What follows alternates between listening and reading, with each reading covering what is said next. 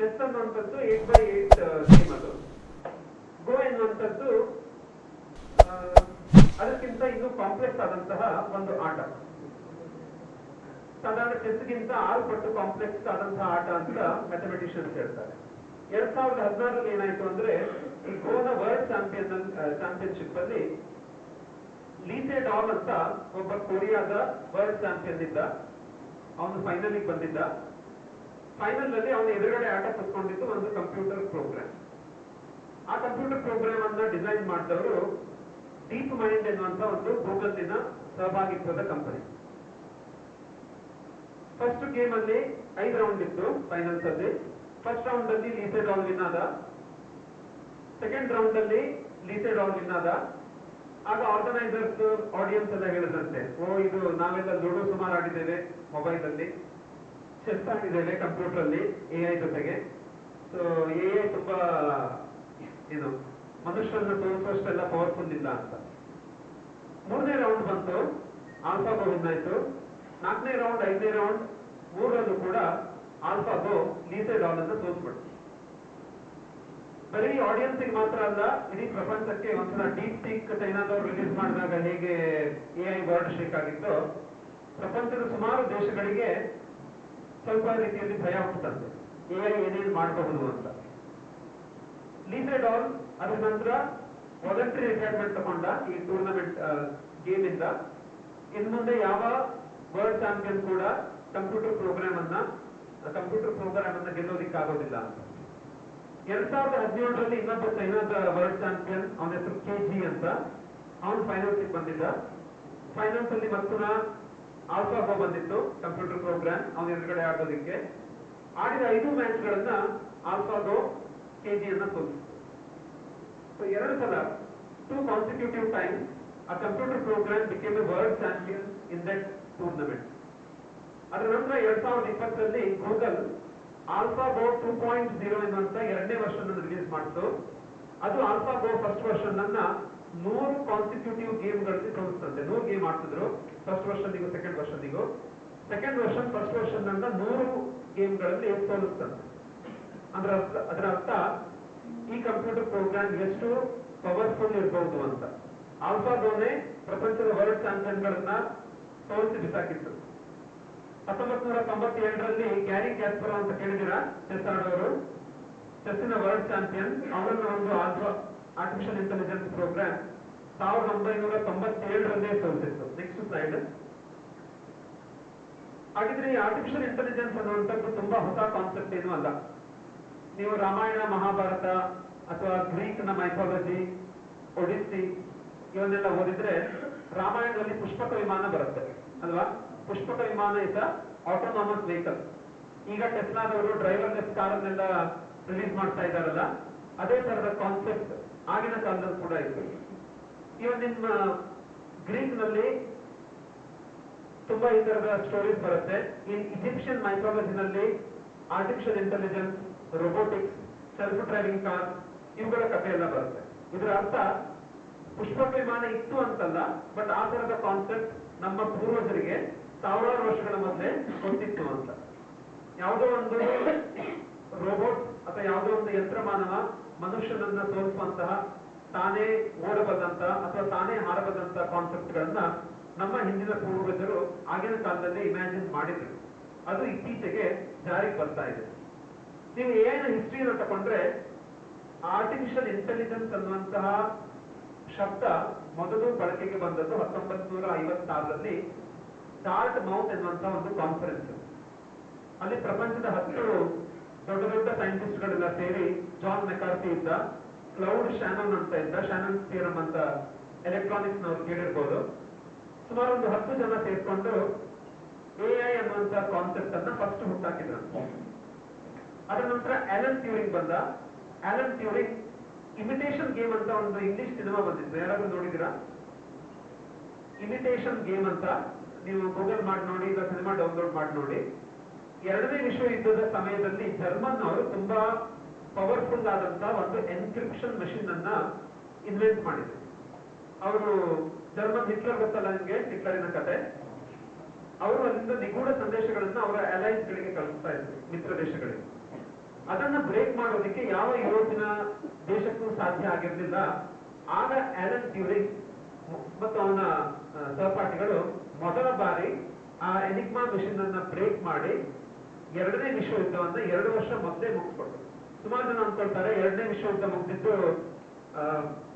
Britain ಅವರು Germany ಮೇಲೆ bomb ಹಾಕಿ ಮುಗಿಸಿದ್ರು ಅಂತ. ಅಲ್ಲ, ಅದು ಆರ್ಟಿಫಿಷಿಯಲ್ ಇಂಟೆಲಿಜೆನ್ಸ್ ಇಂದ ಮುಗಿದಿದ್ದು. ಎನಿಗ್ಮಾ ಮಿಷನ್ ಅನ್ನ ಬ್ರೇಕ್ ಮಾಡೋದ್ರಿಂದ ಜರ್ಮನಿಯವರು ಅವರ ಮುಂದಿನ ನಡೆ ಏನು ಯುದ್ಧದಲ್ಲಿ, ಅವರು ಏನೇನು ಮೆಸೇಜ್ಗಳನ್ನ ಕಳಿಸ್ತಾ ಇದ್ರು ಅವರ ಮಿತ್ರ ಪಕ್ಷಗಳಿಗೆ, ಅದೆಲ್ಲ ಬ್ರಿಟನ್ ಅವರಿಗೆ ಮೊದಲೇ ಗೊತ್ತಾಗಿ ಅವರು ಅದಕ್ಕೆ ತಕ್ಕ ಹಾಗೆ ಅಟ್ಯಾಕ್ ಮಾಡಿ ಎರಡನೇ ವಿಶ್ವಯುದ್ಧವನ್ನು 2 ವರ್ಷ ಮೊದಲೇ ಮುಗಿಸಿದ್ರು. ಸೊ ಹಾಗಾಗಿ ಅದರ ಕೀರ್ತಿ ಕೂಡ ಇವತ್ತು ಸುಮಾರು 80 ವರ್ಷದ ಹಿಂದೆ ಆರ್ಟಿಫಿಷಿಯಲ್ ಇಂಟೆಲಿಜೆನ್ಸ್ಗೆ ಸಲ್ಲಿದೆ. ಆಮೇಲೆ 1950ರಲ್ಲಿ ಪರ್ಸೆಪ್ಟ್ರಾನ್ ಅಂತ ಬಂತು. ಪರ್ಸೆಪ್ಟ್ರಾನ್ ಅಂದ್ರೆ ನಮ್ಮ ಬ್ರೈನ್ ಅಲ್ಲಿ ನ್ಯೂರಾನ್ ಇರುತ್ತೆ, ಗೊತ್ತಲ್ಲ ನಿಮ್ಗೆ? ನಮ್ಮ ಬ್ರೈನ್ ಹೇಗೆ ವರ್ಕ್ ಆಗುತ್ತೆ? ಈಗ ನಾನು ಯಾರನ್ನಾದ್ರೂ ನೋಡಿದ್ರೆ ಗುಡ್ ನೇಮ್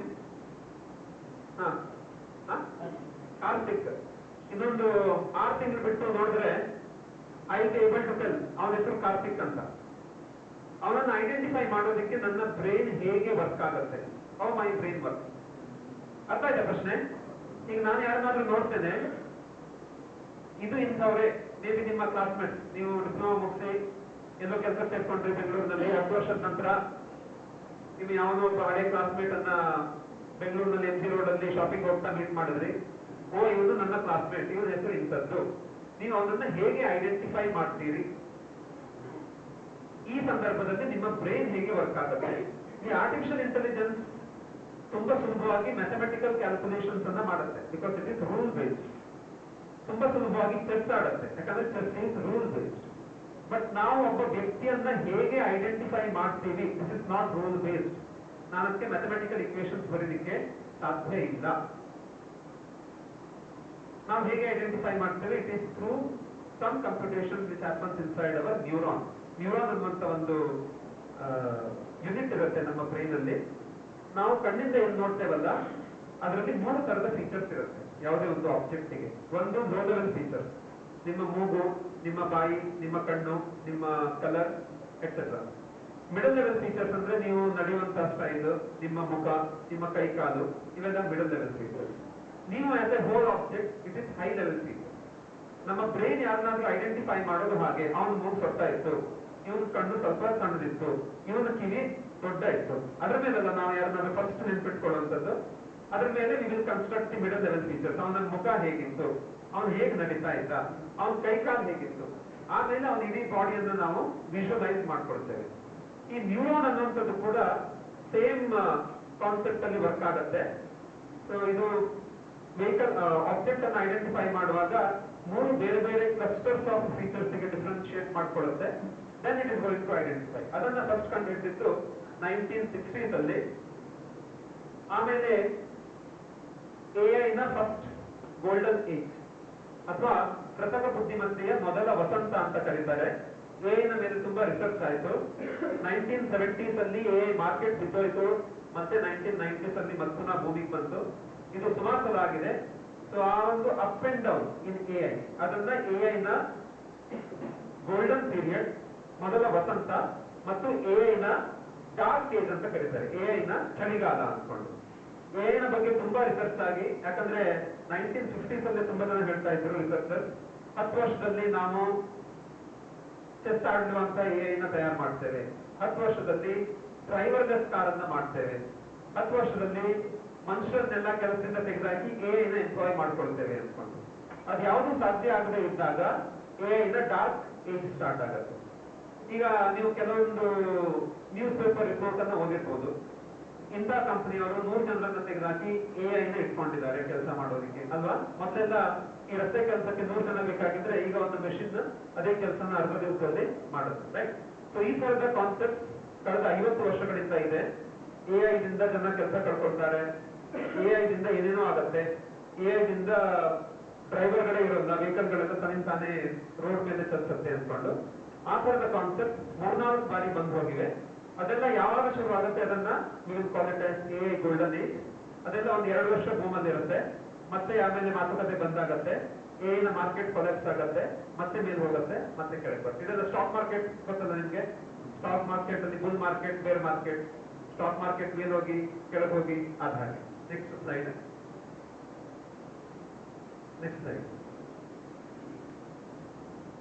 ನಾನಿವತ್ತು ಎರಡು ಕಾನ್ಸೆಪ್ಟ್ಗಳ ಬಗ್ಗೆ ಮಾತಾಡ್ತೇನೆ. ಮೊದಲನೇದಾಗಿ ಡೇಟಾ. ಡೇಟಾ ಅಂದ್ರೆ ಏನು ಯಾರಾದ್ರೂ ಹೇಳ್ತೀರಾ? ಕಂಪ್ಯೂಟರ್ ಸೈನ್ಸ್ ಅವರಿಗೆ ಗೊತ್ತಿರುತ್ತೆ. Data science, data analytics, data visualisation ಕೇಳಿದಿರಾ? Data prediction, data mining. Mobile data ಅಲ್ಲ, ನೀವು ರಿಚಾರ್ಜ್ ಮಾಡ್ತಿರಲ್ಲ ಆ ಡೇಟಾ ಅಲ್ಲ. ಕಂಪ್ಯೂಟರ್ ಸೈನ್ಸಿನ ಪರ್ಸ್ಪೆಕ್ಟಿವ್ ಅಲ್ಲಿ ಡೇಟಾ ಅಂದ್ರೆ ಏನು? ಎನಿವನ್ ಕೇಳಿಲ್ವಾ ಕಂಪ್ಯೂಟರ್ ಸೈನ್ಸ್ ಅವರು? ಡೇಟಾ ಸೈನ್ಸ್ ಅನ್ನುವ ಶಬ್ದನಾದ್ರೂ ಕೇಳಿದಿರಾ ಅಟ್ಲೀಸ್ಟ್? ಕಂಪ್ಯೂಟರ್ ಸೈನ್ಸ್ ಅವರು ಯಾರಿದ್ದೀರಿ ಇಲ್ಲಿ? ಗರ್ಲ್ಸ್ ಹೇಳ್ತಿ ನೋಡೋಣ. ನಗಾಗ್ತಾ ಇರೋರೆಲ್ಲ ಕಂಪ್ಯೂಟರ್ ಸೈನ್ಸ್ ಅವರು. Can you tell what is data?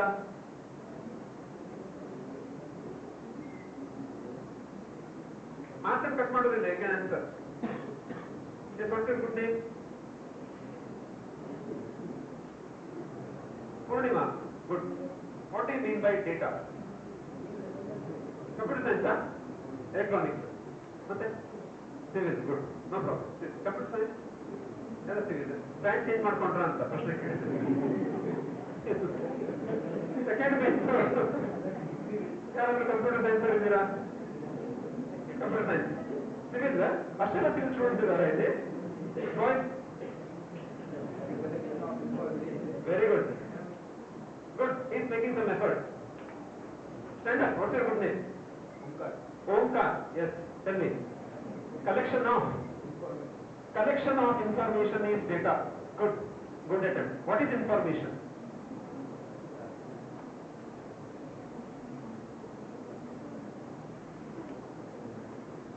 I have an apple or I have a tomato. This is data. I have one tomato. Biologically, tomato is fruit. So this is information. ಇದು tomato ಅನ್ನುವಂಥದ್ದು ತರಕಾರಿನ ಅಥವಾ ಹಣ್ಣು ಅಂದ್ಕೊಂಡು ಅಮೆರಿಕದ supreme court ಅಲ್ಲಿ ಸುಮಾರು ವರ್ಷ ಕೇಸ್ ನಡೆದಿತ್ತು. ಮತ್ತೆ ಅಮೆರಿಕ ಸುಪ್ರೀಂ ಕೋರ್ಟ್ ಅವರು ಜಡ್ಜ್ಮೆಂಟ್ ಕೊಟ್ಟರು, ಟೊಮೆಟೊ ಇಸ್ ಎ ಫ್ರೂಟ್ ಅಂತ. You know tomato is a fruit, that's information. You don't add tomato in to fruit salad, that is knowledge. ಅಲ್ವಾ? ಗೊತ್ತಾಯ್ತಲ್ಲ? What is the difference between data, information and knowledge? I have something that is data. One apple is data. I can't do anything with that. ಅಲ್ವಾ?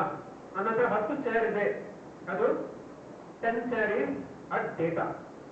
Chair ಯಾವುದಕ್ಕೆ use ಮಾಡ್ತೇವೆ? Chair ಕುತ್ಕೊಳ್ಳೋದಕ್ಕೆ use ಮಾಡ್ತೇವೆ. So data will constitute the information. ಅಲ್ವಾ? ಡೇಟಾದಿಂದ ನಿಮಗೆ information ಸಿಗುತ್ತೆ. Information ಇಂದ ಏನ್ ಸಿಗುತ್ತೆ? ನಾಲೆಜ್ ಸಿಗುತ್ತೆ.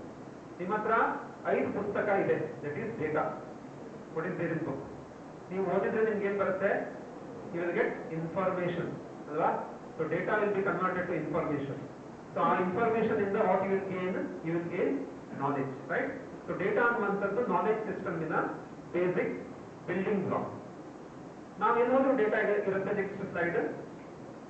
ನಮ್ಗೆ ಎಲ್ಲೆಲ್ಲಿ ಡೇಟಾ ಸಿಗುತ್ತೆ ನೋಡಿ. ಎಲ್ಲೆಲ್ಲಿ ಡೇಟಾ ಇದೆ ಅಲ್ಲಿ ಎಲ್ಲಾ ಕಡೆಗೆ ಆರ್ಟಿಫಿಷಿಯಲ್ ಇಂಟೆಲಿಜೆನ್ಸ್ ಇದೆ. ಸೊ ಇದು ಆರ್ಟಿಫಿಷಿಯಲ್ ಇಂಟೆಲಿಜೆನ್ಸ್ ಏನ್ ಮಾಡ್ತಾ ಇದೆ? AI is deciding which route we take. ಬೆಂಗಳೂರಿನಲ್ಲಿ ಯಾರಾದ್ರೂ ಹೋಗುವಾಗ ಗೂಗಲ್ ಮ್ಯಾಪ್ ಯೂಸ್ ಮಾಡಿದ್ದೀರಾ? ಮಾಡಿದ್ದೀರಿ ಮೋಸ್ಟ್ ಆಫ್ ಯು, ಅಲ್ವಾ?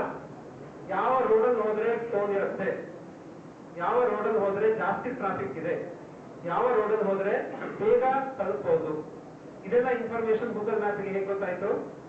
Because of artificial intelligence, right? How much we pay for a product or ticket? ಯಾರಾದ್ರೂ ಆನ್ಲೈನ್ ಅಲ್ಲಿ ಟಿಕೆಟ್ ಬುಕ್ ಮಾಡೋರಿದ್ದೀರಾ? ಬಸ್ ಟಿಕೆಟ್ ಅಲ್ವಾ?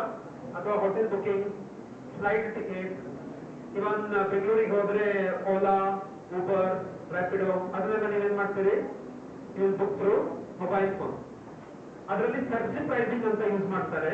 ನೀವು ಬೆಂಗಳೂರಿಗೆ ಹೋದ್ರೆ 5 ಗಂಟೆ ನಂತರ ಮೊಬೈಲ್ ಅಲ್ಲಿ ಓಲಾ ಬುಕ್ ಮಾಡಕ್ ಹೋದ್ರೆ ಬಾಕಿ ಟೈಮ್ಗಿಂತ ಜಾಸ್ತಿ ಪ್ರೈಸ್ ಬರುತ್ತೆ. ಯಾಕಂದ್ರೆ the price is decided by AI. ನೀವು ಸ್ಯಾಮ್ಸಂಗ್ ಫೋನ್ಗಿಂತ ಆಪಲ್ ಫೋನ್ ಯೂಸ್ ಮಾಡಿ ಒಂದೇ ಲೊಕೇಶನ್ಗೆ ಓಲಾ ಬುಕ್ ಮಾಡಿದ್ರೆ ನಿಮ್ಮ ಆಪಲ್ ಫೋನ್ ಅಲ್ಲಿ ಪ್ರೈಸ್ ಜಾಸ್ತಿ ತೋರಿಸುತ್ತೆ. ಮೊನ್ನೆ ದೊಡ್ಡ ಇಶ್ಯೂ ಆಯ್ತು ಇದ್ರ ಬಗ್ಗೆ. ಸೆಂಟ್ರಲ್ ಗವರ್ಮೆಂಟ್ ಅವರು ಓಲಾಕ್ಕೆ ನೋಟಿಸ್ ಕೂಡ ಇಶ್ಯೂ ಮಾಡಿದ್ರು. ಯಾಕಂದ್ರೆ it is because of artificial intelligence. Trading in stock, ಯಾರಾದ್ರೂ ಸ್ಟಾಕ್ ಮಾರ್ಕೆಟ್ ಅಲ್ಲಿ ಇನ್ವೆಸ್ಟ್ ಮಾಡೋರಿದ್ದೀರಾ ಇಲ್ಲಿ? ಯಾರು ಮಾಡೋದಿಲ್ವಾ? Very good. ಸ್ಟಾಕ್ಸ್ ಅಲ್ಲಿ ಯಾವ ಸ್ಟಾಕ್ ಅಲ್ಲಿ ಟ್ರೇಡ್ ಮಾಡಬೇಕು, ಯಾವ್ದ್ರಲ್ಲಿ ಇನ್ವೆಸ್ಟ್ ಮಾಡಬೇಕು, ಇವನ್ ಆ ಇನ್ಫಾರ್ಮೇಶನ್ ಕೂಡ ನಮಗೆ ಆರ್ಟಿಫಿಷಿಯಲ್ ಇಂಟೆಲಿಜೆನ್ಸ್ ಕೊಡುತ್ತೆ. Recommending hour social relationship. Facebook ಅಲ್ಲಿ ನಿಮ್ಗೆ ಒಂದೊಂದ್ಸಲ ನೋಟಿಫಿಕೇಶನ್ ಬರುತ್ತೆ ಆಡ್ ಫ್ರೆಂಡ್ ಅಂತ ಅಲ್ವಾ? ಯಾವುದೋ ನಿಮ್ಮ ಹಳೆ ಹೈಸ್ಕೂಲ್ ಫ್ರೆಂಡ್ ಇದೋ, ಪ್ರೈಮರಿ ಫ್ರೆಂಡ್ ಇದೋ, ಅಥವಾ ನಿಮ್ಮ ಮೂರ್ನವನದ್ದು ಫೋಟೋ ತೋರಿಸಿ ಆಡ್ ಫ್ರೆಂಡ್ ಅಂತ ಒಂದು ನೋಟಿಫಿಕೇಶನ್ ಅಥವಾ ಅಡ್ವರ್ಟೈಸ್ಮೆಂಟ್ ಬರುತ್ತೆ. ಲಿಂಕ್ಡ್ ಇನ್ ಅಲ್ಲಿ ಹೋದ್ರೆ who will be, LinkedIn ಅಲ್ಲಿ ಇದ್ದೀರಾ ಯಾರಾದ್ರೂ, ಅಥವಾ ಟ್ವಿಟರ್ ಅಲ್ಲಿ ಯಾವುದೇ ಸೋಷಿಯಲ್ ಮೀಡಿಯಾ ಇರಲಿರ್ಬೋದು, artificial intelligence will show with whom you should make a friendship. Matching bride and grooms, ನಿಮ್ಗೀಗ ಸಬ್ಜೆಕ್ಟ್ ಬೇಡ. ಡಯಾಗ್ನೈಸಿಂಗ್ ಪೇಷಂಟ್ಸ್, ಮೆಡಿಕಲ್ ನಲ್ಲೂ ಕೂಡ we use artificial intelligence to predict whether any person is having cancer, whether it blood is having proper white blood cells, other different types of counts, different types of diseases. Answering questions, ChatGPT ನಿಮಗೆ ಏನಾದರೂ assignment ಕೊಟ್ಟರೆ ಏನು ಮಾಡ್ತೀರಿ? ಮನೆಗೆ ಹೋಗಿ ಕೂಡಲೇ ChatGPT ಅಲ್ಲಿ question hockey you will get the answer, right? It is answering questions. It is acting as e-teacher. ನಿಮಗೆ ಕೆಲವೊಂದು ಕೋರ್ಸಸ್ ಲೈಕ್ ಯುಡೆಮಿ, ಕೋರ್ಸೆರಾ, ಅದು ಕೂಡ AI ಇಂದ ಜನರೇಟ್ ಆದಂತಹ ಕಂಟೆಂಟ್ಸ್ ಇರುತ್ತೆ. They will act as e-teachers. Driving cars, can artificial intelligence drive cars? Tesla has successfully launched such type of cars, but ಅದನ್ನು ಮಾರ್ಕೆಟ್ಗೆ ತುಂಬಾ ದೊಡ್ಡ ಸ್ಕೇಲ್ ಅಲ್ಲಿ ಬಂದಿಲ್ಲ. AI has already crashed 2 planes. AI ನಲ್ಲಿ ಏಂಜಲ್ ಆಫ್ ಅಟ್ಯಾಕ್ ಅಂತ ಒಂದು AOA sensor use ಮಾಡ್ತಾರೆ instead of pilot. Auto pilot mode ಅಂತ ಕೇಳಿದಿರಾ? AI algorithms will control the mechanism of a pilot. 2 ಸಲ ಏರೋಪ್ಲೇನ್ ಅನ್ನ ಕ್ರಾಶ್ ಮಾಡಿ 300ಕ್ಕಿಂತ ಹೆಚ್ಚು ಜನ ಸತ್ತೋಗಿದ್ದಾರೆ because of this AI algorithm. Next slide. Have you heard these concepts? Big data ಕೇಳಿದಿರಾ ಯಾರು? If data is in a very large scale, that's called as big data. ನಿಮ್ಮ Facebook ಅಲ್ಲಿ ಎಷ್ಟು ಡೇಟಾ ಇದೆ? ನೀವು ಡೈಲಿ ಪೋಸ್ಟ್ ಹಾಕ್ತೀರಿ ಅಥವಾ post like ಮಾಡ್ತೀರಿ. Facebook ಅಲ್ಲಿ post, you upload videos, you upload photos ಅಲ್ವಾ? So Facebook has a large scale of data. Google ಅಲ್ಲಿ ತುಂಬಾ ಡೇಟಾ ಇದೆ. ಇನ್ಸ್ಟಾಗ್ರಾಮ್ ಅಲ್ಲಿ it has lots of photos. YouTube has lots of videos. Such type of data is called as big data. So big data, graph analytics, what it is I will talk in the next slide. Social network analysis, learning analytics. We perform different types of analytics on these type of data available. Next slide.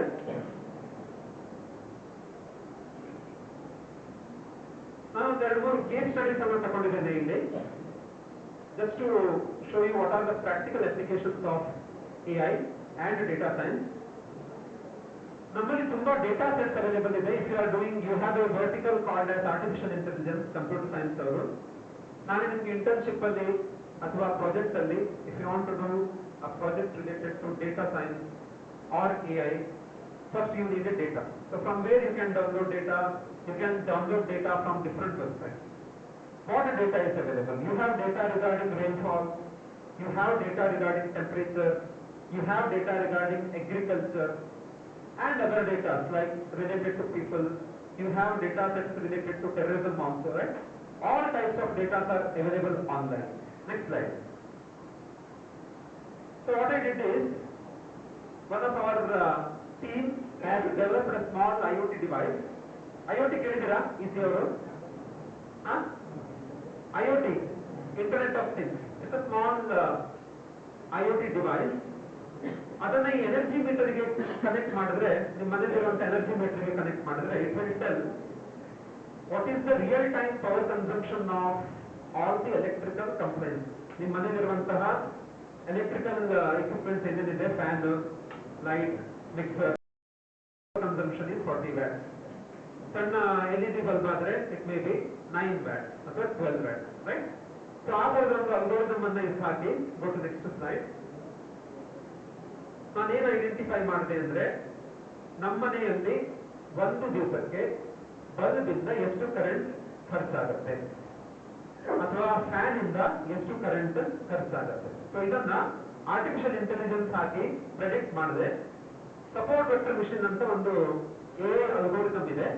So it has predicted with 80% of accuracy what electrical component ಅಥವಾ component is consuming, how much power in my house ಅಲ್ವಾ. ಇದನ್ನ ಏನಾದ್ರೂ ಎಲ್ಲರ ಮನೆಯಲ್ಲೂ ಹಾಕೊಂಡ್ರೆ ನಾನು ಕೆವಿನವ್ರಿಗೆ ಗೊತ್ತಾಗುತ್ತೆ ನೀವು ಎಷ್ಟೋ ಹೊತ್ತಿಂದ ಎಷ್ಟೊತ್ತು ತನಕ ಮನೆಯಲ್ಲಿ ಇರ್ತೀರಿ, ಎಷ್ಟೊತ್ತಿಗೆ ಮಲ್ಕೋತೀರಿ, ಎಷ್ಟೊತ್ತಿಗೆ ಆಫೀಸಿಗೆ ಹೋಗ್ತೀರಿ, ರೈಟ್? ಏನು ರೆಸ್ಪಾನ್ಸೇ ಇಲ್ಲ. Next slide. ಅರ್ಥ ಆಗ್ತಾ ಇಲ್ಲ? Last benches not interested, boring, no girls ಅವ್ರಿಗೆ ಏನ್ ಕೇಳಿದ್ರು ಅಂತ ಸ್ಮಾಲ್ ಸ್ಮೈಲ್. ಈ ಕಡೆಗೆ ಬಾಯ್ಸ್ ಬೋರಿಂಗಾ? ನೋ. ಇನ್ನೊಂದು ಇಂಟ್ರೆಸ್ಟಿಂಗ್ ಡೇಟಾ ಸೆಟ್ ಇದೆ, ಗ್ಲೋಬಲ್ ಟೆರರಿಸಂ ಡೇಟಾ ಸೆಟ್ ಅಂತ. ಟೆರರಿಸ್ಟ್ ಅಟ್ಯಾಕ್ ಎಲ್ಲ ಆಗತ್ತಲ್ಲ ಅಲ್ವಾ, ಆಗ ನ್ಯೂಸ್ ಪೇಪರ್ ಅವ್ರು ಬರ್ತಾರೆ ಅಲ್-ಖೈದಾ ಅವರು ಮಾಡಿದ ಟೆರರಿಸ್ಟ್ ಅಟ್ಯಾಕ್, ಅಥವಾ ಗವರ್ಮೆಂಟ್ ಅವರು ಹೇಳ್ತಾರೆ ಲಷ್ಕರ್-ಇ-ತೊಯ್ಬಾದವರು ಇಲ್ಲಿ ಬಾಂಬ್ ಬ್ಲಾಸ್ಟ್ ಮಾಡಿದ್ದಾರೆ. ಅದೆಲ್ಲ ಹೇಗೆ ಗೊತ್ತಾಗುತ್ತೆ? Go to next slide.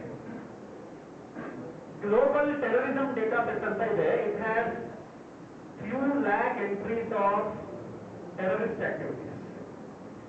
ಪ್ರಪಂಚದ ಯಾವುದೇ ಮೂಲೆಯಲ್ಲಿ ಟೆರರಿಸ್ಟ್ ಆಕ್ಟಿವಿಟಿ ಆದ್ರೆ ಆ ಡೇಟಾ ಸೆಟ್ ಅಲ್ಲಿ ಒಂದು ರೆಕಾರ್ಡ್ ಸೇವ್ ಆಗುತ್ತೆ. ಸೊ ಇಲ್ಲಿ ನೀವು ನೋಡ್ಬೋದು ಈ ಗ್ರಾಫ್ ಅನ್ನ, ಪ್ರಪಂಚದ ಯಾವ್ಯಾವ ಮೂಲೆಯಲ್ಲಿ ಜಾಸ್ತಿ ಟೆರರಿಸ್ಟ್ ಆಕ್ಟಿವಿಟೀಸ್ ನಡೀತಾ ಇದೆ ಅಂತ.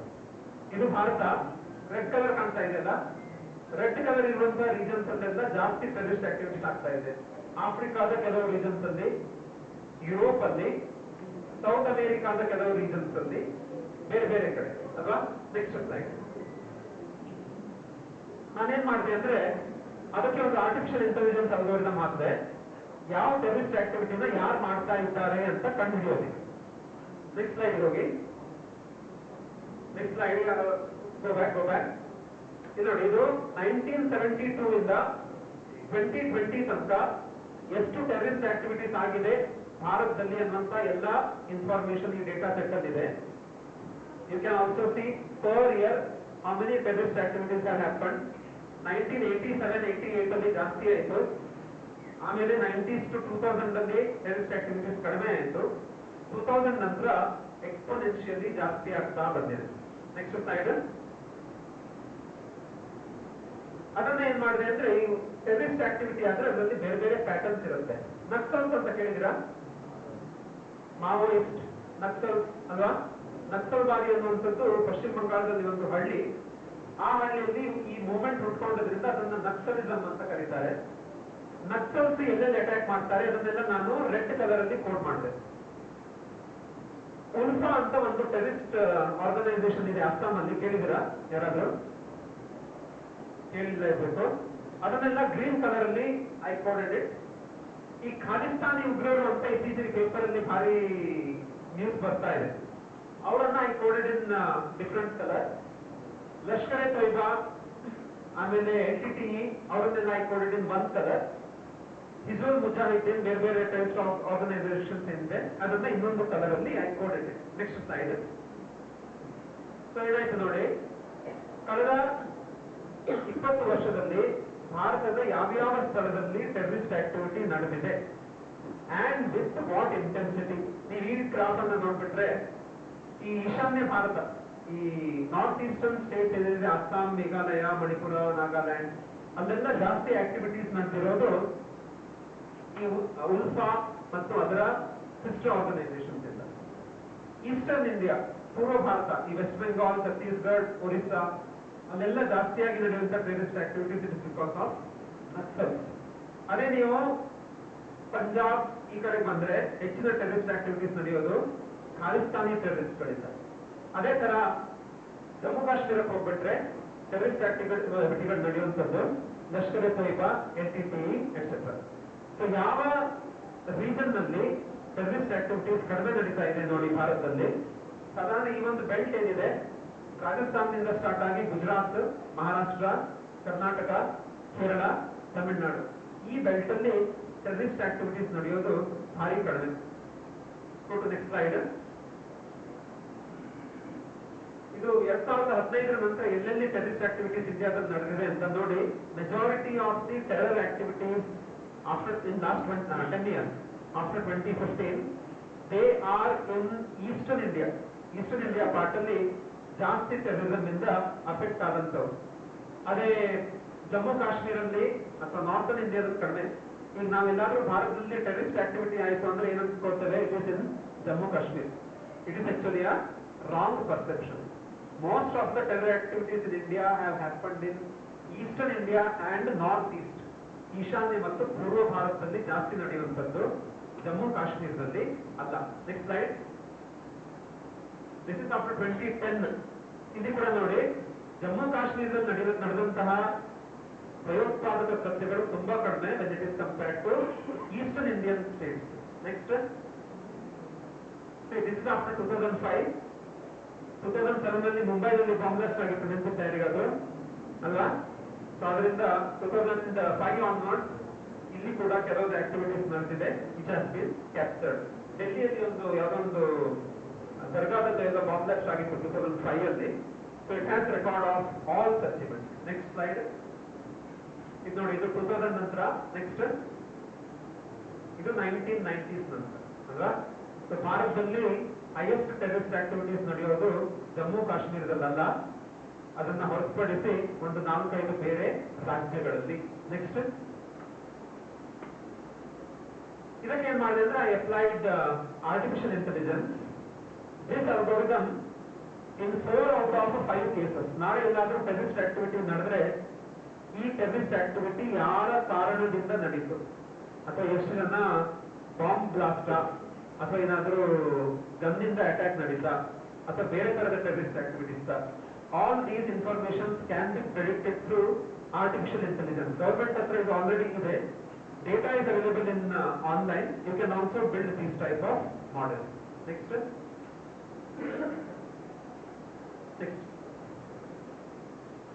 Very good. ಈ ಚಾಟ್ ಜಿಪಿಟಿ ಮತ್ತು ಡೀಪ್ ಸೀಕ್ ಇವೆಲ್ಲ they are all text based algorithms ಅಲ್ವಾ? ನೀವೇನಾದ್ರೂ ಟೆಕ್ಸ್ಟ್ ಕೊಟ್ಟರೆ, ಟೆಕ್ಸ್ಟ್ ಅಂದ್ರೆ if you type something it will give you answer ಅಲ್ವಾ? ಕೆಲವು artificial intelligence algorithm they are all image based. ಅದನ್ನು ನಾವು ಕಂಪ್ಯೂಟರ್ ವಿಷನ್ ಅಂತ ಕರಿತೇವೆ.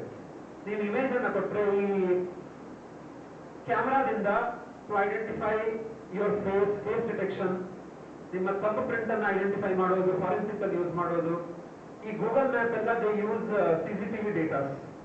ವೆಹಿಕಲ್ ಎಷ್ಟು ಹೋಗ್ತಾ ಇದೆ, ಬೆಂಗಳೂರಿನಲ್ಲೆಲ್ಲ ಇವಾಗ ಹೊಸ ಸಿಸಿಟಿವಿ ಕ್ಯಾಮ್ರಾಸ್ ಬಂದಿದೆ ಕೆಲವು ಸಿಗ್ನಲ್ಗಳಲ್ಲಿ. ವೆಹಿಕಲ್ಗಳು ಪ್ರಾಪರ್ ಆಗಿ ಹೋಗ್ತಾ ಇದೆಯಾ ಇಲ್ವಾ, ಬೆಂಗಳೂರು ಮೈಸೂರು ರೋಡಲ್ಲಿ ಕೂಡ ಯೂಸ್ ಮಾಡಿದ್ದಾರೆ AI ಕ್ಯಾಮ್ರಾಸ್. ನೀವು ನ್ಯೂಸ್ ಪೇಪರ್ ಅಲ್ಲಿ ಓದಿರ್ಬೋದು. ಸ್ಪೀಡ್ ಆಗಿ ಹೋಗ್ತಾ ಇದ್ದೀರಾ, ನೀವು ಸ್ಪೀಡ್ ಆಗಿ ಹೋದ್ರೆ ಕ್ಯಾಮ್ರಾ ನಿಮ್ಮ ಸ್ಪೀಡ್ ಅನ್ನ ಕ್ಯಾಲ್ಕುಲೇಟ್ ಮಾಡಿ ಮನೆಗೆ ಚಲನ್ ಕಳಿಸುತ್ತೆ. ನೀವು ಉಲ್ಟಾ ಬರ್ತಾ ಇದ್ದೀರಾ ಇಲ್ವಾ ಕೆಲವು ರೋಡಲ್ಲಿ, ಇಲ್ಲ ಕುಂಟದಲ್ಲಿ ನೋಡಿದ್ರೆ ಯಾರು ಯಾವ ಸೈಡಿಂದ ಬೇಕಾದ್ರೂ ಬರ್ತಾರೆ. ಬೆಂಗಳೂರಿನಲ್ಲೆಲ್ಲ ಹಾಗೇನಾದ್ರೂ ಬಂದ್ರೆ ಕ್ಯಾಮ್ರಾದಿಂದ ಕ್ಯಾಪ್ಚರ್ ಆಗಿ ಸೀದಾ ಮನೆಗೆ ನೋಟಿಸ್ ಬರುತ್ತೆ ಅಥವಾ ಫೈನ್ ಬೀಳುತ್ತೆ. ನೀವು ಹೆಲ್ಮೆಟ್ ಹಾಕಿದ್ದೀರಾ ಇಲ್ವಾ? ಕುಂಟಾದಲ್ಲಿ ನನ್ನನ್ನು ಸೇರಿಸಿ ನಾನು ಹೆಲ್ಮೆಟ್ ಹಾಕಿರೋ 10 ಮಂದಿಯನ್ನು ನೋಡಿಲ್ಲ. ಬೇರೆಯವ್ರು ಹಾಕೋದಿಲ್ಲ ಅಂತ ನಾನು ಹಾಕೋದಿಲ್ಲ. ಬೆಂಗಳೂರಿನಲ್ಲಿ ಹೋದ್ರೆ ಎಲ್ಲರೂ ಹೆಲ್ಮೆಟ್ ಹಾಕೊಳ್ತಾರೆ. ಯಾಕಂದ್ರೆ ಹೆಲ್ಮೆಟ್ ಹಾಕೊಳ್ಳದಿದ್ರೆ AI camera will capture your number plate and send 500 rupees fine. ಈಗ ನಿಮ್ಮ ಮೊಬೈಲ್ ಫೋನಿಗೆ 5 ನಿಮಿಷದಲ್ಲಿ ಬರುತ್ತೆ, ರೈಟ್? ಸೊ ಅವೆಲ್ಲ ಕಂಪ್ಯೂಟರ್ ವಿಷನ್ ಬೇಸ್ಡ್ ಅಲ್ಗೋರಿದಮ್. ಈ ನಿಮ್ಮ ಚಾಟ್ ಜಿಪಿಟಿ, ಡೀಪ್ ಸೀಕ್ ಅವೆಲ್ಲ text based AI algorithm. So what I did is I took 2 text, Ramayana ಮತ್ತು ಮಹಾಭಾರತ. ಓದಿದ್ದೀರಲ್ಲ ಎಲ್ಲರೂ? ಅಥವಾ ಸೀರಿಯಲ್ ಆದ್ರೂ ನೋಡಿರ್ತೀರಿ, ಓದಿರ್ತೀರಿ, ಅಥವಾ ಕತೆ ಕೇಳಿರ್ತೀರಿ.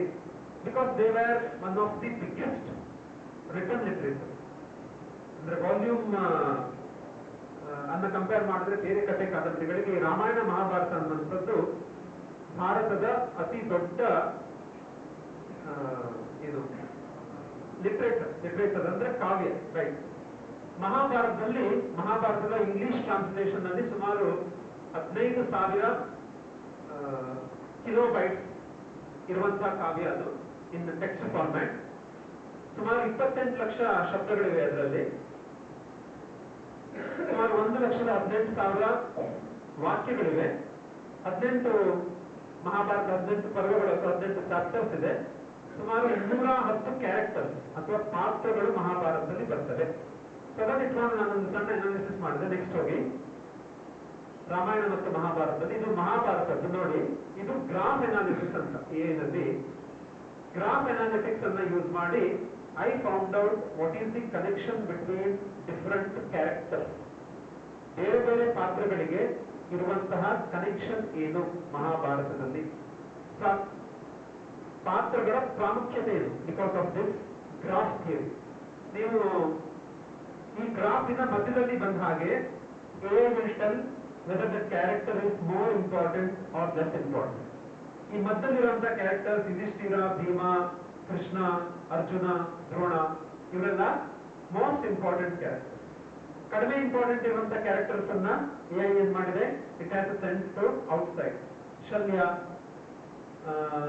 ಸಹದೇವ, ದೃಪದ, ನಾರದ, ಆಮೇಲೆ ವ್ಯಾಸ, ಜನಮೇಜಯ ಇವೆಲ್ಲ ಕಡಿಮೆ ಇಂಪಾರ್ಟೆನ್ಸ್ ಇರುವ ಕ್ಯಾರೆಕ್ಟರ್ಸ್ ಅನ್ನ AI through this graph network it has sent it to the outer boundary. Next slide. So ಆಮೇಲೆ ಇದನ್ನ I did sentiment analysis ಅಂತ in text based AI. So what is the sentiment? Sentiment ಅಂದ್ರೆ ಗೊತ್ತಾ? ಇವಾಗ Twitter ಅವರು sentiment analysis algorithm ಅನ್ನು ಹಾಕೊಂಡಿದ್ದಾರೆ. ನೀವು ಟ್ವೀಟ್ ಮಾಡುವಂತಹ post whether it promotes hatred, ಅದು ಬೇರೆಯವರನ್ನ ಬೈತಾ ಇದ್ದೀರಾ, ಈ ಫೇಸ್ಬುಕ್ ಅಲ್ಲಿ ರಿಪೋರ್ಟ್ ಅಂತ ಒಂದು ಆಪ್ಷನ್ ಇದೆ. ನೀವು ಬೇರೆಯವರನ್ನ ಬೈಯುವಂತ ಪೋಸ್ಟ್ ಹಾಕಿದ್ರೆ, ಯಾವುದೇ ಒಂದು ಜಾತಿಯವರನ್ನ, ಧರ್ಮದವರನ್ನ, ಪೊಲಿಟಿಕಲ್ ವ್ಯೂ ಇರುವಂತವರನ್ನ ನೀವು ಬೈದ್ರೆ Facebook algorithm will automatically identify you, and even Twitter algorithms also they will block because of the sentiment analysis algorithms. So it will identify the sentiment of your post. ನೀವು ಒಳ್ಳೆ intention ಇಟ್ಕೊಂಡು post ಹಾಕಿದೀರಾ ಅಥವಾ ಕೆಟ್ಟ intention ನಲ್ಲಿ ಬೇರೆಯವರನ್ನ ಬೈಯೋ ಉದ್ದೇಶದಿಂದ post ಹಾಕಿದ್ದೀರಾ, ಅಥವಾ ನಿಮ್ಮ post whether it is happy ಅಥವಾ whether it is sad, different types of sentiments will be identified by this algorithms. So ಆ ಸೆಂಟಿಮೆಂಟ್ ಅನಾಲಿಸಿಸ್ ಅಲ್ಗೋರಿದಮ್ ಅನ್ನು ನಾವು ಮಹಾಭಾರತಕ್ಕೆ ಹಾಕಿದ್ರೆ, so most of the sentiments in Mahabharata they are in this 11, 12, 13, 14 ಪರ್ವ. ಇದು ಭೀಷ್ಮ ಪರ್ವ, ದ್ರೋಣ ಪರ್ವ, ಶಲ್ಯ ಪರ್ವ ಮತ್ತು ಗದಾ ಪರ್ವ. ಯಾಕಂದ್ರೆ ಮಹಾಭಾರತದಲ್ಲಿ ಜಾಸ್ತಿ ಹೊಡೆದಾಟ, ಬಡದಾಟ, ಜನ ಸಾಯುವಂಥದ್ದು, ಸಾವು ನೋವು ಅವೆಲ್ಲ ಸಂಭವಿಸೋದು ಇದೇ 4 ಪರ್ವದಲ್ಲಿ. ಸೊ ಈ 4 ಪರ್ವಗಳಲ್ಲಿ ಸೆಂಟಿಮೆಂಟ್ ಅನ್ನುವಂಥದ್ದು ಜಾಸ್ತಿ ಸೆಂಟಿಮೆಂಟ್ ಅನ್ನ ಐಡೆಂಟಿಫೈ ಮಾಡ್ತು when compared to other parts. Next this all case studies what I have done in my free time. Please go to next slide. ಇದು ರಾಮಾಯಣ ನೋಡಿ, ಇದು ನಿಮ್ಗೆ ಕ್ಲಿಯರ್ ಆಗಿ ಕಾಣ್ತಾ ಇದೆ ಏನೋ ಗೊತ್ತಿಲ್ಲ. Same type of graph analysis. ಯಾವ ಪಾರ್ಟ್ ಆರ್, ಯಾವ characters are more important, which characters are less important, identified by a artificial intelligence algorithm. Next slide. ಇದು ಝೂಮ್ ಮಾಡಿರುವಂತದ್ದು. ರಾಮ, ಲಕ್ಷ್ಮಣ, ಸೀತೆ, ಸುಗ್ರೀವ ಇವರೆಲ್ಲ ರಾಮಾಯಣದ ಸೆಂಟ್ರಲ್ ಕ್ಯಾರೆಕ್ಟರ್. ಎದಲ್ಲಿ ಸೆಂಟ್ರಾಲಿಟಿ ಅನಾಲಿಸಿಸ್ ಅಂತ ಒಂದು ಅಲ್ಗೋರಿದಮ್ ಇದೆ. It will identify what is the main content of your text. ಅಥವಾ ನೀವೊಂದು ಕತೆ ಬರೆದ್ರೆ ಆ ಕಥೆಯ ಮೇನ್ ಪಾತ್ರ ಏನು, ಆ ಪಾತ್ರಕ್ಕೂ ಉಳಿದ ಪಾತ್ರಗಳಿಗೂ ಏನು ಸಂಬಂಧ, ಆ ಪಾತ್ರದಲ್ಲಿರುವಂತಹ ಸೆಂಟಿಮೆಂಟ್ ಏನು, etcetera. Next slide. So Ramayana ಸಾಧಾರಣ 1,25,000 ಶಬ್ದಗಳಿರುವಂತಹ ಒಂದು ಟೆಕ್ಸ್ಟ್ ಅನ್ನು ನಾನು ಇಂಗ್ಲಿಷ್ ಟ್ರಾನ್ಸ್ಲೇಷನ್ ಅನ್ನು ತಗೊಂಡಿದ್ದು. ಅದಕ್ಕೆ ನಾನು ಕೆಲವೊಂದು ಆರ್ಟಿಫಿಷಿಯಲ್ ಇಂಟೆಲಿಜೆನ್ಸ್ ಅಲ್ಗೋರಿದಮ್ ಅನ್ನು ಹಾಕಿ ಅನಾಲಿಸಿಸ್ ಮಾಡಿದೆ. ಸೊ ಯೂಸಿಂಗ್ ಗ್ರಾಫ್ ಅನಾಲಿಟಿಕ್ಸ್ ಅನ್ನುವಂತಹ ಗ್ರಾಫ್ ಥಿಯರಿ ಬೇಸ್ಡ್ ಅಲ್ಗೋರಿದಮ್ ಇಂದ. Next slide. ಈ ನ್ಯಾಚುರಲ್ ಲ್ಯಾಂಗ್ವೇಜ್ ಪ್ರೊಸೆಸಿಂಗ್ ಅಂತ ಕೇಳಿದಿರಾ ಯಾರಾದ್ರೂ? ನ್ಯಾಚುರಲ್ ಲ್ಯಾಂಗ್ವೇಜ್ ಪ್ರೊಸೆಸಿಂಗ್ ಅನ್ನುವಂಥದ್ದು ಆರ್ಟಿಫಿಷಿಯಲ್ ಇಂಟೆಲಿಜೆನ್ಸ್ ಒಂದು ಭಾಗ. ಈಗ ಕಂಪ್ಯೂಟರ್ಗಳು ಮಾತಾಡುವಂಥದ್ದು 0 and 1 ಅಲ್ವಾ? There are computer languages. ಅದಕ್ಕಿಂತ ನೀವು ಜಾವಾ, C++ ಗೆ ಹೋದ್ರೆ ಅವೆಲ್ಲ high level languages. Java, C++, Python. ಅದೇ ನೀವು ಇಂಗ್ಲಿಷ್ ಕನ್ನಡಕ್ಕೆ ಬಂದ್ರೆ they are all natural language, ಯಾಕಂದ್ರೆ ಅದು ಮನುಷ್ಯ ಮಾತಾಡುವಂತಹ ಭಾಷೆ. ಕಂಪ್ಯೂಟರ್ಗೆ ಮನುಷ್ಯ ಮಾತಾಡುವಂತಹ ನ್ಯಾಚುರಲ್ ಲ್ಯಾಂಗ್ವೇಜಸ್ ಅನ್ನ ಅರ್ಥ ಮಾಡ್ಕೊಳ್ಳುವಂತ ಕೆಪಾಸಿಟಿ ಇಲ್ಲ. ಈಗ ಚಾಟ್ ಜಿಪಿಟಿ, ಡೀಪ್ ಸೀಕ್ ಹೀಗೆ ಬೇರೆ ಬೇರೆ ಅಲ್ಗೋರಿದಮ್ಗಳಿಂದ ಮನುಷ್ಯ ಮಾತಾಡುವಂತಹ ಭಾಷೆಗಳನ್ನು ಕೂಡ ಅರ್ಥ ಮಾಡ್ಕೊಳ್ಳುವಂತಹ ಅಲ್ಗೋರಿದಮ್ಗಳನ್ನ ಡೆವಲಪ್ ಮಾಡ್ತಾ ಇದ್ದಾರೆ. ಇದು ನೋಡಿ, ಇದು ಒಂದು ಸ್ಮಾಲ್ ಎಕ್ಸರ್ಸೈಸ್ ಒಂದು ರಾಮಾಯಣದಲ್ಲಿ ಸುಮಾರು ಒಂದು 150 ಬೇರೆ ಬೇರೆ ಪಾತ್ರಗಳು ಬರ್ತವೆ. ಲೈಟ್ ಬೇಡ ಬೇಡ ಬೇಡ ಫ್ಯಾನ್ ಬೇಡ. ರಾಮಾಯಣದಲ್ಲಿ ಸುಮಾರು ಒಂದು 150 ಬೇರೆ ಬೇರೆ ಪಾತ್ರಗಳು ಬರ್ತವೆ. ಅದರ ಮೇಲೆ ಆರ್ಟಿಫಿಷಿಯಲ್ ಇಂಟೆಲಿಜೆನ್ಸ್ ಹಾಕಿದಾಗ ಇಟ್ ಹ್ಯಾಸ್ ಗಿವನ್ ಸೆಂಟ್ರಾಲಿಟಿ ಸ್ಕೋರ್ ಅಂತ. ನಿಮ್ಮ ಟೆಕ್ಸ್ಟ್ ಅಲ್ಲಿ what is the central character? ರಾಮನ ಸೆಂಟ್ರಾಲಿಟಿ ಸ್ಕೋರ್ 87%. ಅಂದ್ರೆ ರಾಮಾಯಣದ 87% ಕಥೆ ಏನಿದೆ ಅದು ರಾಮನ ಸುತ್ತ ನಡೀತಾ ಇದೆ. ಸೊ 45% ಸ್ಟೋರಿಯಲ್ಲಿ ಸೀತೆಯ ಕಥೆ ಇದೆ. ಲಕ್ಷ್ಮಣ ಸುಮಾರು 45% ಕಥೆಯಲ್ಲಿ ಲಕ್ಷ್ಮಣನ ಕ್ಯಾರೆಕ್ಟರ್ ಬರುತ್ತೆ. Next slide.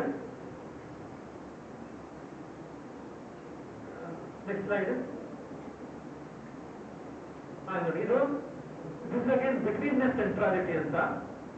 This is basically tell what character is connecting to different characters.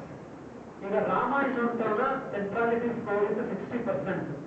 ಅಂದ್ರೆ ರಾಮಾಯಣದಲ್ಲಿ ಹೆಚ್ಚಿನ ಇಂಪಾರ್ಟೆನ್ಸ್ ಇರುವಂತಹ ಕ್ಯಾರೆಕ್ಟರ್ಗಳಲ್ಲಿ Rama stands in the first position. 60% Ramayana ನಿಂತಿರೋದು ರಾಮನಿಂದ.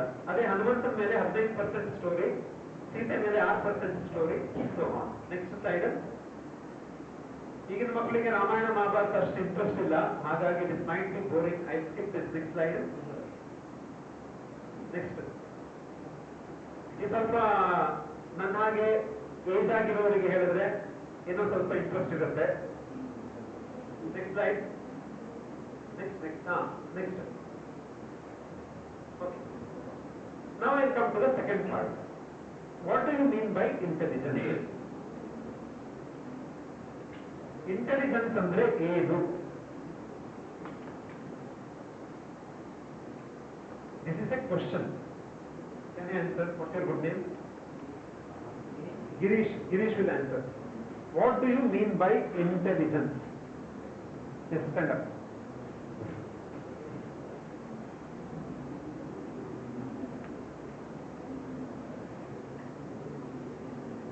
ಇಂಟೆಲಿಜೆನ್ಸ್ ಅಂದ್ರೆ ಏನು? ಇಂಟೆಲಿಜೆನ್ಸ್ ಗೆ ಕನ್ನಡದಲ್ಲಿ ಏನು ಕರೀತೇವೆ?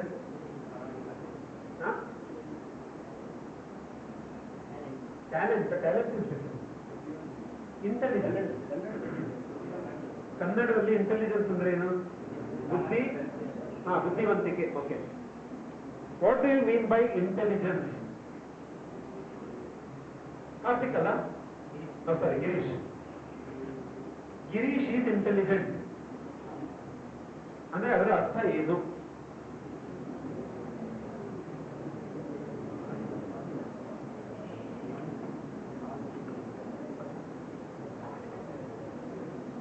ಗಿರೀಶ್ ಈಸ್ ಇಂಟೆಲಿಜೆಂಟ್ ಅಂತ ನಾವು ಯಾವಾಗ ಹೇಳ್ಬೋದು?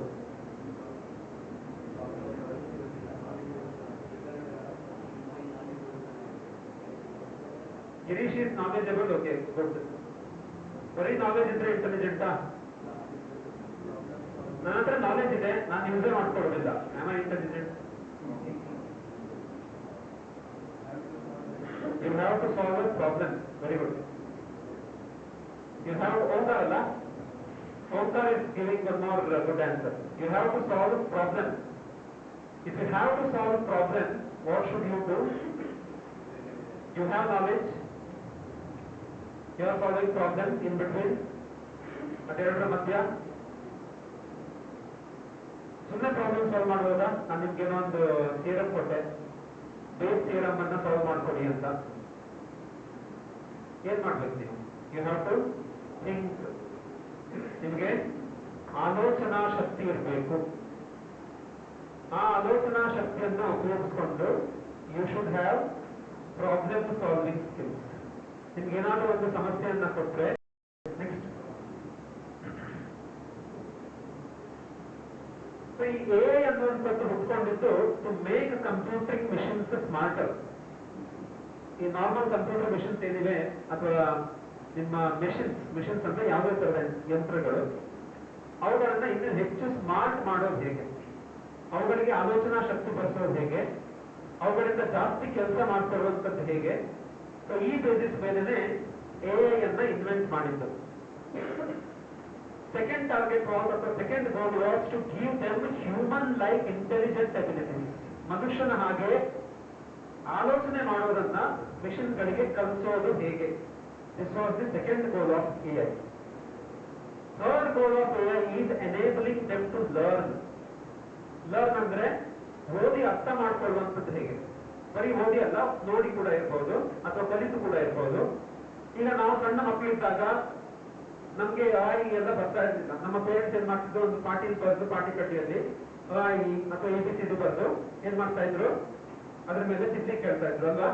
ಪಾಟಿ ತಿತ್ತಾ ಇತ್ತು ಆಯಿ, ಅಥವಾ ಪೆನ್ ಪೇಪರ್ ಇಟ್ಕೊಂಡು ತಿದ್ದುತ್ತಾ ಇತ್ತು, ಅಥವಾ ಯಾವುದೇ ಒಂದು ನಂಬರ್ ತೋರಿಸಿ ಇದು ಒಂದು ಅಂತ ಹೇಳಿ ನಮ್ಗೆ ಕಲಿಸ್ತಾ ಇತ್ತು. ಆಗ ನಮ್ಮ ಎಫಿಷಿಯನ್ಸಿ ವಾಸ್ 0. ನಾವು ಕಲಿತ ಹಾಗೆ ಏನಾಗುತ್ತೆ, ಅವರ ಎಫಿಷಿಯನ್ಸಿ ಇನ್ಕ್ರೀಸ್. ನಾವು ಬರೆಯುವಂತ ಕೆಪಾಸಿಟಿ ನಾವು 3-4 ಸಲ ಪ್ರಾಕ್ಟೀಸ್ ಮಾಡಿದ್ರೆ ಜಾಸ್ತಿ ಆಗುತ್ತೆ, ಅಥವಾ 10 ಸಲ ಪ್ರಾಕ್ಟೀಸ್ ಮಾಡಿದ್ರೆ ಇನ್ನೂ ಜಾಸ್ತಿ ಆಗುತ್ತೆ. ಈ ಆರ್ಟಿಫಿಷಿಯಲ್ ಇಂಟೆಲಿಜೆನ್ಸ್ ಕೂಡ ವರ್ಕ್ ಆಗುವಂತದ್ದು ಇದೇ ಪ್ಯಾಟರ್ನ್ ಅಲ್ಲಿ. ಅದನ್ನು ನಾವು ಮೆಷಿನ್ ಲರ್ನಿಂಗ್ ಅಂತ ಕರೀತೇವೆ.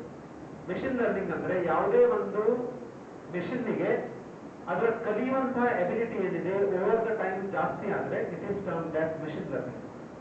ಫಸ್ಟ್ ಸಲ ಟಾಸ್ಕ್ ಮಾಡುವಾಗ ಅದ್ರ ಅಕ್ಯುರಸಿ ಕಡಿಮೆ ಇದೆ. ಅದೇ second time, third time, 100th time ಅದ್ರ ಅಕ್ಯುರಸಿ ಜಾಸ್ತಿ ಆಗ್ತಾ ಹೋದ್ರೆ, ನಾವು ಬರೆಯುವಂತ ಈ ಬರೆಯುವಂತ ಅಥವಾ 1-2 ಬಾಯಿಪಾಠ ಹೇಳುವಂತ ಕೆಪಾಸಿಟಿ ಜಾಸ್ತಿ ಆಗ್ತಾ ಹೋದ್ರೆ for A machine, that terminology is termed as machine learning. Next slide. ಹಿಂದಿನ ಕಾಲದಲ್ಲಿ ಈ ನೀವು ಅಕ್ಬರ್, ಬೀರ್ಬಲ್, ಕೃಷ್ಣದೇವರಾಯ, ತೆನಾಲಿರಾಮನ್ ಕಥೆ ಎಲ್ಲ ಕೇಳಿದ್ರಲ್ಲ, ಅಥವಾ Kalidasa, Bhojaraja.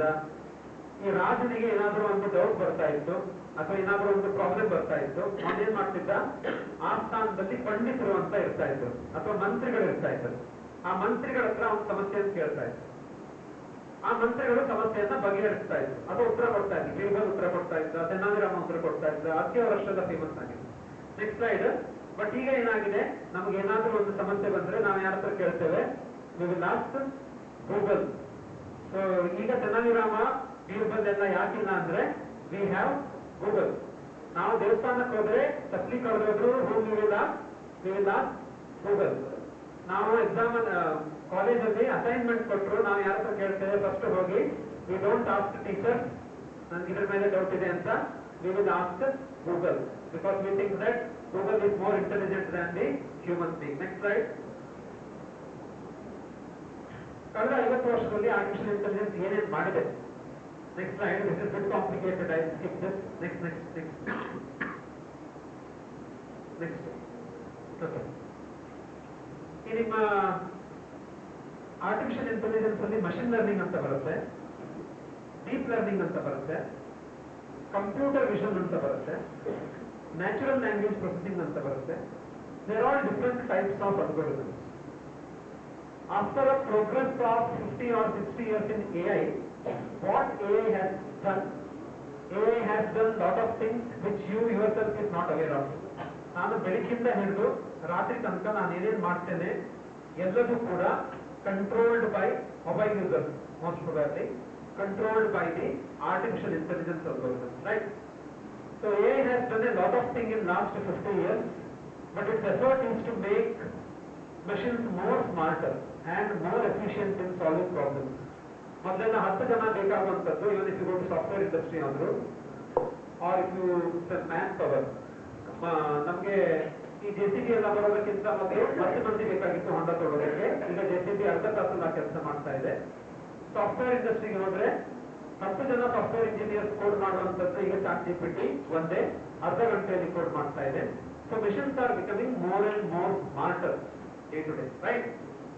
There is a lot of potential in new AI equipped with deep learning and machine learning in further easing our lives. ನಮ್ಮ ಜೀವನವನ್ನ ಇನ್ನೂ ಹೆಚ್ಚು ಸುಲಭ ಮಾಡೋದಕ್ಕೆ. ಮೊದಲೆಲ್ಲ ಬೈಕಿಗೆ ಕಿಕ್ ಹೊಡೆದು ಸ್ಟಾರ್ಟ್ ಮಾಡಬೇಕಿತ್ತು, ಇವಾಗೆಲ್ಲ ಬಟನ್ ಇಂದ ಸ್ಟಾರ್ಟ್ ಮಾಡ್ತೇವೆ. ಮೊದಲೆಲ್ಲ ಎದ್ದು ಹೋಗಿ ಫ್ಯಾನ್ ಲೈಟ್ ಅನ್ನೆಲ್ಲ ಆನ್ ಆಫ್ ಮಾಡಬೇಕಿತ್ತು, ಆಮೇಲೆ ರಿಮೋಟ್ ಬಂತು.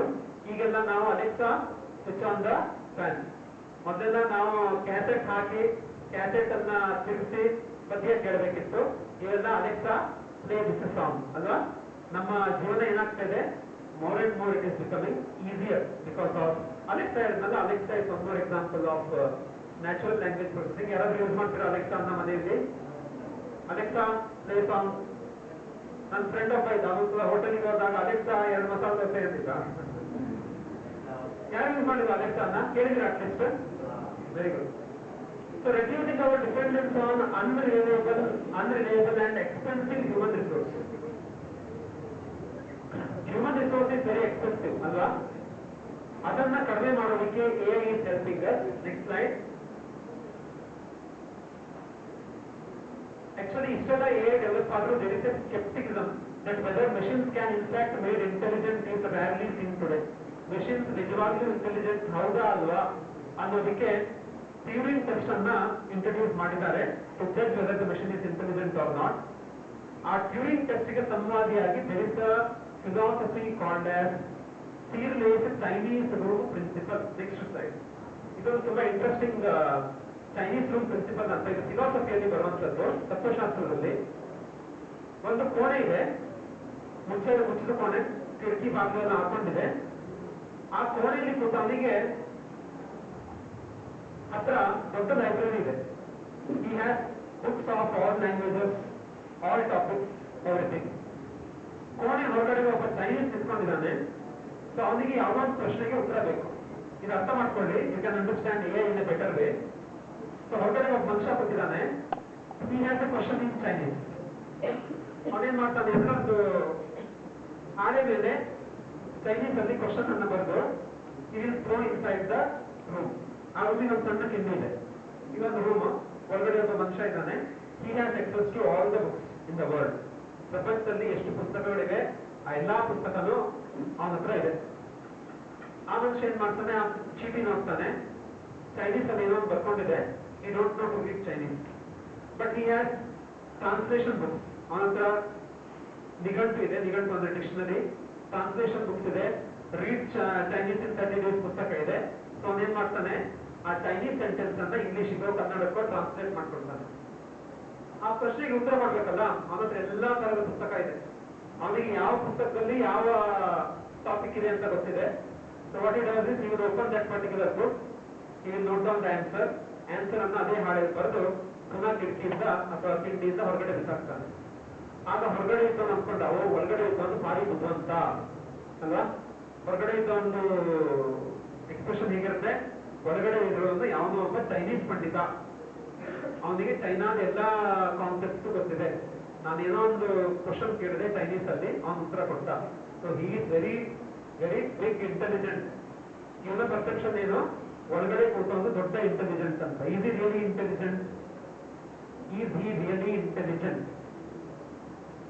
ಇವ್ರೇನ್ ಮಾಡ್ದ, ಇದಕ್ಕೆ ಚೈನೀಸ್ ಗೊತ್ತಿಲ್ಲ ಪಾಪ. ಅವನ ಹತ್ರ ಒಂದಿಷ್ಟು ಪುಸ್ತಕ ಇತ್ತು. ಚೈನಾದ ಕ್ವಶನ್ ಅನ್ನ ಇಂಗ್ಲಿಷ್ ಟ್ರಾನ್ಸ್ಲೇಷನ್ ಮಾಡ್ಕೊಂಡ. ಅವನಿಗೆ ಯಾವ ಪುಸ್ತಕದಲ್ಲಿ ಯಾವ ಉತ್ತರ ಇದೆ ಅಂತ ಗೊತ್ತಿರುತ್ತೆ. ಈಗ ಸುಮಾರು ಸ್ಟೂಡೆಂಟ್ಸ್ ಎಲ್ಲ ಸುಮಾರು ಚೀಟಿ ತಂದಿರ್ತಾರೆ ಎಕ್ಸಾಮ್ಸ್ಗೆ. ಇಲ್ಲೊಂದು 4-5 ಚೀಟಿ, ಇಲ್ಲೊಂದು 4-5 ಚೀಟಿ, ಇನ್ನೊಂದು 4-5 ಚೀಟಿ. ಅವರಿಗೆ ಯಾವ ಚೀಟಿಗೆ ಯಾವ ಆನ್ಸರ್ ಇದೆ ಕರೆಕ್ಟ್ ಗೊತ್ತಿರುತ್ತೆ. ಆನ್ಸರ್ ಗೊತ್ತಿರದೆ ಹೋಗಿ ಅಲ್ವಾ. ಯಾವ ಕಿಶೆಲಿರೋ ಚೀಟಿ ಕೈ ಹಾಕಿದ್ರೆ ಯಾವ ಕ್ವಶನ್ಗೆ ಆನ್ಸರ್ ಬರೀಬಹುದು ಅಂತ ಗೊತ್ತಿರುತ್ತೆ. ಸೊ ಇವನು ಆತರ್ದವನು. ಇವನಿಗೆ ಯಾವ ಪುಸ್ತಕದಲ್ಲಿ ಯಾವ ಕ್ವಶನ್ಗೆ ಆನ್ಸರ್ ಇದೆ ಅಂತ ಗೊತ್ತು. ಸೊ ಆ ಪುಸ್ತಕದಲ್ಲಿರೋ ಆನ್ಸರ್ ಅನ್ನ ಬರೆದು ವಾಪಸ್ ಕೊಟ್ಟ. Is is really intelligent? ಅವ್ನು ಇಂಟೆಲಿಜೆಂಟ್ ಹೌದಾ ಅಲ್ವಾ? ಎಷ್ಟು ಹೇಳ್ತೀರಿ? How many students believe that he is intelligent? How many students say that he is not intelligent? At least a few girls agree that he is not intelligent. Yake? Because he only knows how to use the resources what he has. ಅವನತ್ರ ಇರುವಂತ resources ಗಳನ್ನ use ಮಾಡ್ಕೊಳ್ಳೋದು ಮಾತ್ರ ಅವನಿಗೆ ಗೊತ್ತಿದೆ ಬಿಟ್ರೆ ಅವನಿಗೆ ಸ್ವಂತ ಆಲೋಚನಾ ಶಕ್ತಿ ಅನ್ನುವಂಥದ್ದು ಇಲ್ಲ. ದಿಸ್ ಇಸ್ ದಿ, ನಿಮ್ಮ ಆರ್ಟಿಫಿಷಿಯಲ್ ಇಂಟೆಲಿಜೆನ್ಸ್ ಎಷ್ಟೇ ಮುಂದೆ ಹೋದ್ರೂ ಕೂಡ this Searle's Chinese room principle still says that unless machines can think by their own, they cannot be termed as intelligent. Next slide. ಅರ್ಥಾಯ್ತಲ್ಲ? So Alan Turing is a Turing test, Searle's Chinese room principle, ಇದೆರಡು AI ನಲ್ಲಿ ಬರುವಂತ ಅತಿ ದೊಡ್ಡ philosophy. Unless both the philosophies are broken. ಯಾವಾಗಲೂ ಒಂದು mission ನಾಳೆ Turing test ಅನ್ನ win ಆಗಿ ತೋರಿಸಬೇಕು, then we will tell that AI has achieved something very substantial. ಅದಕ್ಕೆ ಲೆರ್ನರ್ ಪ್ರೈಸ್ ಅಂತ ಕೂಡ ಇದೆ. ಅಲೆನ್ ಟ್ಯೂರಿಂಗಿನ ಟ್ಯೂರಿಂಗ್ ಟೆಸ್ಟ್ ಅನ್ನ ಪಾಸ್ ಆದವರಿಗೆ ಇನ್ನೂ ತನಕ ಯಾವುದೇ ಎ ಅಲ್ಗೋರಿದಮ್ ಅಥವಾ ಸಾಫ್ಟ್ವೇರ್ ಅನ್ನ ಕ್ರ್ಯಾಕ್ ಮಾಡಿಲ್ಲ. Next slide. But AI has done a lot. ಯಾಕಂದ್ರೆ ನಮ್ಮ ಹತ್ರ ತುಂಬಾ ಡೇಟಾ ಇದೆ ಅಲ್ವಾ. ಗೂಗಲ್ ನಲ್ಲಿ per day 24 petabytes of data is there. Facebook ಅಲ್ಲಿ ಪ್ರತಿ ದಿವಸ 1 ಕೋಟಿ ಫೋಟೋಸ್ ಅಪ್ಡೇಟ್ ಆಗುತ್ತೆ, ಹೊಸ ಫೋಟೋಸ್. ಯೂಟ್ಯೂಬ್ ಅಲ್ಲಿ per second 1 hour video update ಆಗುತ್ತೆ, ಅಪ್ಲೋಡ್ ಆಗುತ್ತೆ. ಟ್ವಿಟ್ಟರ್ ಅಲ್ಲಿ 400 ಮಿಲಿಯನ್ ಜನ ಟ್ವೀಟ್ ಮಾಡ್ತಾರೆ ಪರ್ ಡೇ. ಸೊ 2020 ನಲ್ಲಿ as of the earliest recent record, Google ಅಲ್ಲಿ ಇರುವಂತಹ total information is of 44 zettabytes, 44 into 10 raised to 24. First information Google ಇದೆ. So Google has all the information. ಈ chat GPT ಏನು ಮಾಡಿದ್ದಾರೆ ಅಂದ್ರೆ, chat GPT is built on two things. One is data and second one is GPU. GPU ಕೇಳಿದ್ರೆ NVIDIA, ಕೆಲವರಿಗೆ laptop ಅಲ್ಲೆಲ್ಲ ಒಂದು ಹಸಿರು ಕಲರ್ ಸ್ಟಿಕ್ಕರ್ ಇರುತ್ತೆ NVIDIA ಅದರದ್ದು, ಅಂದ್ರೆ computer processor is very strong ಅಂತ. ಸೊ ಚಾಟ್ ಜಿಪಿಟಿನವರು ಗೂಗಲ್ ಅಲ್ಲಿ ಏನೇನು ಡೇಟಾ ಇದೆ ಆ ಎಲ್ಲಾ ಡೇಟಾವನ್ನ ತಗೊಂಡು ಪ್ರಪಂಚದ ಅತಿ ಪವರ್ಫುಲ್ ಜಿಪಿಯುನಿಂದ ಟ್ರೈನ್ ಮಾಡಿದ್ದಾರೆ. So GPU can access any information available in that data. Data ಅಂದ್ರೆ ಗೂಗಲ್ ಅಲ್ಲಿ ಏನೇನು ಇದೆಯೋ ಅದು. ಆ ಗೂಗಲ್ ನಲ್ಲಿ ಒಂದು ವೇಳೆ ನೀವು ಕೇಳಿದ ಪ್ರಶ್ನೆಗೆ ಉತ್ತರ ಇದ್ರೆ it will give the answer. If you ask anything which is not there in Google, the chat GPT will not, or it is not able to answer your question. ಅಂದ್ರೆ ಚಾಟ್ ಜಿಪಿಟಿಯ data processing capacity is very good. It does not mean that chat GPT thinks of itself and self. Chat GPT is actually a reasoning algorithm. Reasoning ಅಂದ್ರೆ Google ಅಲ್ಲಿ ಇರುವಂತಹ information ಅನ್ನ reasoning use ಮಾಡಿ ನಿಮಗೆ ಯಾವ format ಬೇಕೋ ಆ format ಅಲ್ಲಿ ಕೊಡುತ್ತೆ in good English, right? So it has a very good data analyzing capacities, but ChatGPT still does not have the intelligence ಅಥವಾ thinking capacity. Next slide. So these are the different artificial intelligence algorithms which can be explored for different types of tasks. Next slide. Next. Other slide. Next. Good. AI ಇನ್ನೂ ತನಕ ಏನೇನು ಮಾಡಿಲ್ಲ. Unlike chess and quizzes where it has done extremely well against humans, machines don't yet understand natural languages. ನಾವೇನ್ ಮಾತಾಡ್ತೇವೆ Kannada, English, ಹಿಂದಿಯಲ್ಲಿ machines cannot understand. Machine can only understand 0 and 1.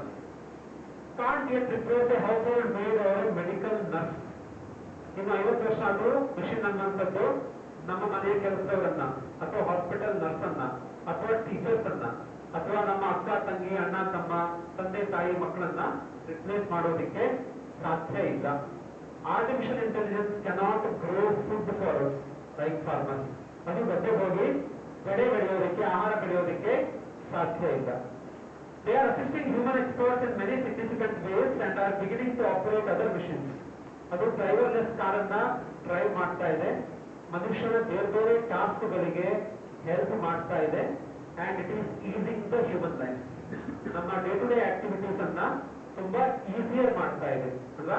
So we should be grateful to AI, but let us not be in a perspective that AI ಬಂದು ಜನರ ಕೆಲಸ ಹೋಗುತ್ತೆ, ಜನ ಎಲ್ಲ ನಿರುದ್ಯೋಗಿಗಳಾಗ್ಬಿಡ್ತಾರೆ, ನಾಳೆ ಸೂಪರ್ ಇಂಟೆಲಿಜೆನ್ಸ್ ಬಂದು ಮ್ಯಾಟ್ರಿಕ್ಸ್ ಅಂತ ಒಂದು ಇಂಗ್ಲಿಷ್ ಸಿನಿಮಾ ಇತ್ತು ಹಾಲಿವುಡ್ ಅಲ್ಲಿ.